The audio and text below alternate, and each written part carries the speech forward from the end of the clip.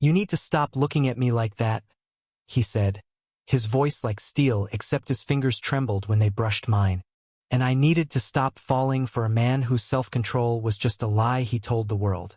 Everyone in the building knew Mr. Callahan was untouchable. Always in his tailored charcoal suits. Always walking too fast. Never smiling too long.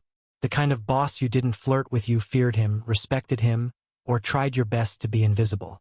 But I wasn't invisible. Maybe it was because I was the only one who ever brought him black coffee without being asked. Or maybe because I never looked away when our eyes met. I wasn't trying to tempt him. God, no. I just needed the job. And he was the kind of man who scared the loneliness out of a room. I should have known something was off when he started calling me into his office after hours. Workloads increased, he'd said. But we both knew that was bullshit. The first night, he barely looked at the spreadsheets.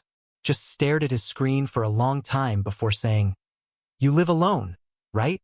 "Yeah," I replied slowly. "Why?" He didn't answer. That silence should have warned me. But I stayed. For the money, I told myself. For the reference. For the air conditioning. Not for the way his gaze clung to me when he thought I wasn't looking. The second time it happened, he was more direct. "Why haven't you asked me why you're here so late again?" I froze. "Because I don't want to give you a reason to fire me." His mouth curved, but it wasn't a smile. Smart. Then softer, almost like regret. "But you're already giving me too many reasons." It was slow at first, the unraveling. A hand brushing mine when he handed me files. A lingering glance when I adjusted my tie. One night, I dropped a binder and bent to pick it up. When I stood up, he was too close, his breath at my jawline. His fingers ghosting my elbow. "I should go," I whispered. "You should," he said, but didn't move. I didn't tell anyone. Who would believe me? He wasn't the kind of man who broke rules. He enforced them. He had a fiancée once years ago. Rumor was she left without saying why. Some said she ran. Others said he never really loved her. Maybe he didn't. Maybe he couldn't. But then why was he looking at me like that? One night, thunder rolled over the city, and he didn't call me in. But I went anyway. I told myself I left something behind, but I didn't even have my badge. The security guard let me through with a nod and a chuckle. "He's still in," the guard said. "He's always in." I found him at his desk, tie loosened, hair damp like he'd walked through the rain. He looked at me like I was something dangerous. "You keep showing up," he murmured. "Even when I try to stay away." I didn't say anything, just stood there, soaked and shivering. He walked over slowly, hand reaching toward my face but stopping just before contact. "I want to be good," he said, voice cracking. "I can't be good with you here." I swallowed hard. "Then don't be."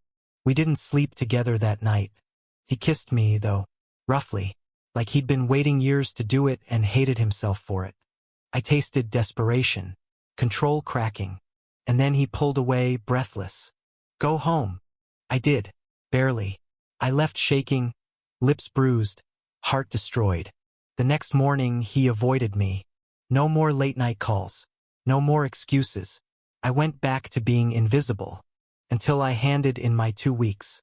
He called me in that night. "You're quitting. You told me to go home." "That's not what I meant." I laughed. "Then what did you mean, Mr. Callahan? That you want me when no one's looking? That I'm some kind of release valve for all the restraint you wear like armor?" His jaw clenched. "You think I haven't tried to stop this? You think I want to be the man who loses control with his assistant? You already are that man." That shut him up. He looked at me like he wanted to fight. Or kiss me. Or both. Instead, he said, "Don't go." So I stayed. But not as his assistant. As someone he saw after hours, rarely speaking, mostly touching. Sometimes we'd lie on the office couch, him holding my wrist like a man about to drown. Like if he let go, he'd disappear. "I've wanted this longer than I should have," he admitted once. I didn't ask how long. I didn't want to know. It lasted 4 months. 4 months of stolen hours and whispers and the constant fear of being caught. Until the night his father showed up at the office. Is this him? The old man asked. The reason you didn't marry Elizabeth? I froze. But Mr. Callahan Daniel didn't. He reached for my hand, held it tight. Yes. His father's disgust was thunderous. You're ruining everything. Daniel didn't flinch. Then let it burn. That was the night everything changed. He introduced me by name at the next board meeting. Called me his partner. Stepped down from the CEO position weeks later. The world didn't end. It didn't cheer either. But we moved to a quieter city. He opened a small consultancy firm. I started teaching creative writing at the community college. We still argue about who makes better coffee. He still looks at me like I'm fire and he's dying to burn. Sometimes I catch him watching me when he thinks I'm asleep. He touches my shoulder, my jaw, like he's reminding himself I'm real. I always open my eyes and smile. I'm here, I say, and he always answers. I know, I never deserved it, but I'll spend the rest of my life earning it. Thank you for listening. Don't forget to like and subscribe to stay updated with the latest videos.